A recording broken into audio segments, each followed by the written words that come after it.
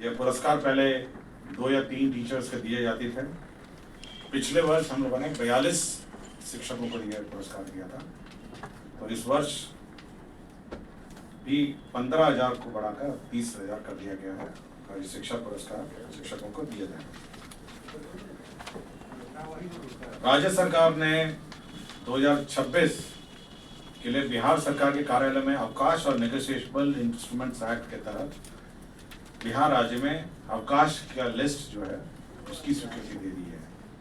2026 में जो छुट्टियां होंगी उसकी स्वीकृति मंत्रिपरिषद ने दे दी है।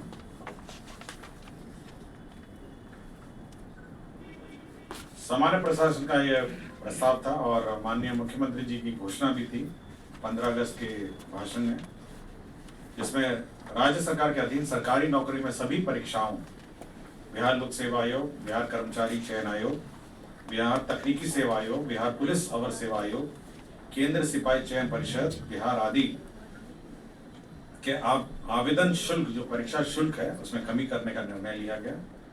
इसके तहत अब मात्र 100 रुपये निर्धारित किए गए हैं। जो परीक्षा शुल्क होगा वो केवल 100 रुपये निर्धारित किया गया है। पर्यटन के क्षेत्र में एक बहुत बड़ा निर्णय लिया गया है, जिसमें पीपीपी मोड में नालंदा जिले के राजगीर में 2 5 स्टार होटल निर्माण का निर्णय लिया है, जिसमें सरकार जमीन उपलब्ध कराएगी और 2 5 स्टार होटल आपके राजगीर में खोले जाएंगे। साथ ही साथ जो वैशाली जिला अंतर्गत वैशाली में एक 5 सितारा रिजॉर्ट का भी निर्माण किया जाएगा। वैशाली में जो अभी आप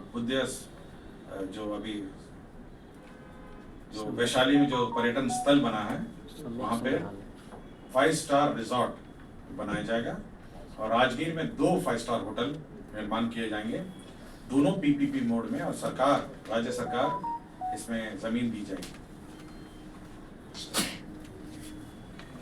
कृषि विभाग में जो 20 बाजार प्रांगण है उसमें राष्ट्रीय कृषि बाजार ई-नाम के तहत योजना स्वीकृत की गई है, जिसमें 6 करोड़ है जो 100% केंद्र अंश है, या ई-नाम जो इलेक्ट्रॉनिक मार्केट प्लेस है वह स्वीकृत किया गया।